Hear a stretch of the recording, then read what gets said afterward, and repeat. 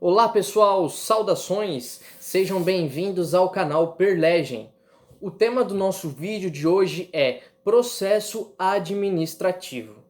O processo administrativo, nas palavras de Rafael Carvalho Rezende de Oliveira, é a relação jurídica que envolve uma sucessão dinâmica e encadeada de atos instrumentais para a obtenção de uma decisão administrativa.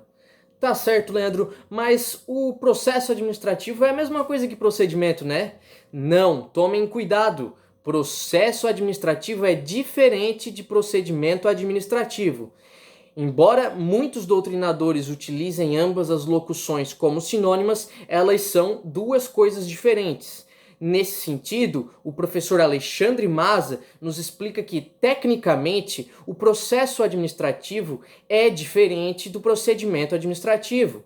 O processo ele é uma relação jurídica, razão pela qual processo administrativo significa o vínculo jurídico entre a administração e o usuário, estabelecido para a tomada de uma decisão. Ao passo de que o procedimento administrativo é a sequência ordenada de atos tendentes à tomada da decisão. Ou seja, o procedimento são as regras contidas dentro do processo que envolve a relação entre a administração e o usuário. Ou seja, a administração deve respeitar certos atos, certos ritos. Esses atos e esses ritos são chamados de procedimento. Dado o conceito, continuemos com o restante do vídeo.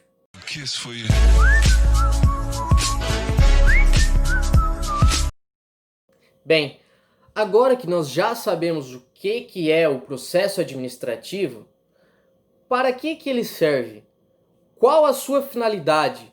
Qual o objetivo do processo administrativo? Pois bem, o objetivo é a tomada de decisão em respeito ao atendimento a fins de interesse geral, com a ideia de dar transparência e objetividade à atividade administrativa, bem como de garantir o respeito aos direitos dos administrados afetados pelas ações do poder público. Tá certo, Leandro. E é necessário um processo administrativo para essa tomada de decisão? Sim, é preciso. Existe a obrigatoriedade do processo. Isso decorre principalmente do devido processo legal, do princípio do devido processo legal, que ele não é somente aplicável na seara jurisdicional, mas também vincula a administração pública.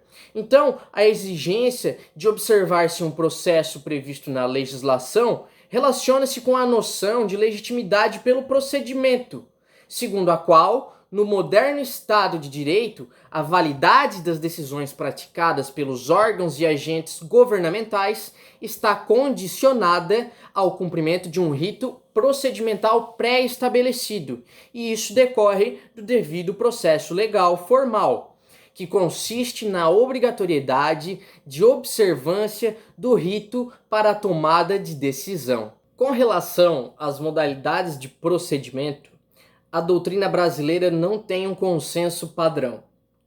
A Maria Silvia Zanella de Pietro diz que nós temos dois principais tipos de processo administrativo, o gracioso e o contencioso.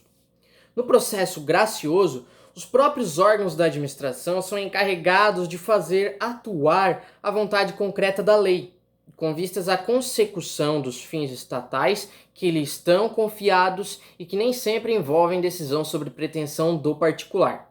É nesse sentido que se fala em processo administrativo no Brasil. Já o processo contencioso é o que se desenvolve perante um órgão cercado de garantias que asseguram a sua independência e imparcialidade, com competência para proferir decisões com força de coisa julgada sobre as lides surgidas entre a administração e a administrado. Tá certo, Leandro, mas por que o Brasil adotou o sistema gracioso?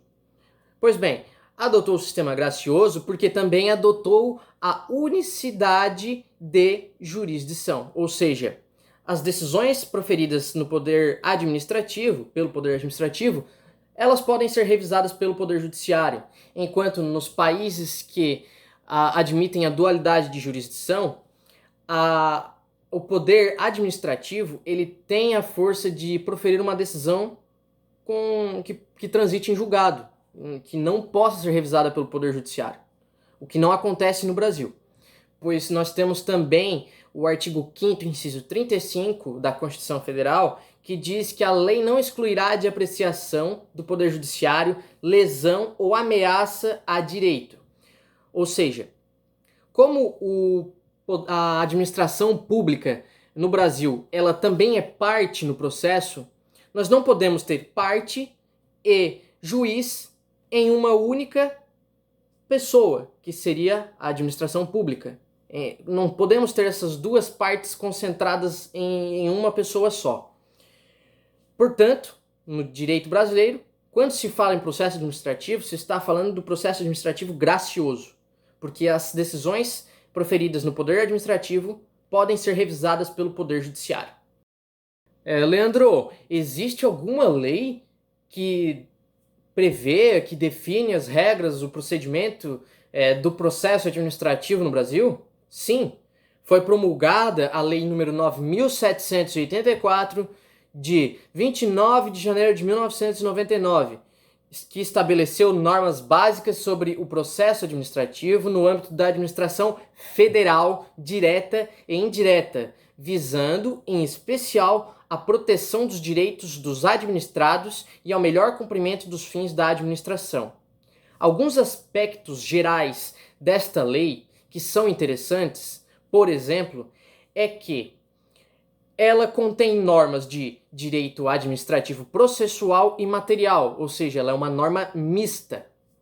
A natureza jurídica é de lei federal, na medida em que, como regra, ela não vincula estados, Distrito Federal e municípios. Ela se aplica ao legislativo e ao judiciário, no tocante às suas funções atípicas. Ademais, a aludida lei se autodeclara aplicável somente aos processos administrativos federais, conforme disciplina o seu artigo 1º. Mas o STJ consolidou o entendimento em considerá-la aplicável subsidiariamente às demais entidades federativas que não possuam lei própria de processo administrativo. E as fases do procedimento? Bom, Rafael Carvalho Rezende Oliveira, ele diz que nós temos 3 fases. A primeira, fase introdutória ou inicial. O processo administrativo pode ser iniciado de ofício ou por provocação do interessado. A segunda, fase preparatória ou instrutória, que é a etapa de produção de provas, de apresentação de defesa e outras alegações pelos interessados. E a terceira fase, que é a decisória ou de julgamento. Autoridade competente, unipessoal ou colegiado, emite decisão administrativa e os atos necessários à eficácia da decisão, a publicação, a notificação e etc. Por hoje é isso, pessoal. Um grande abraço e até mais.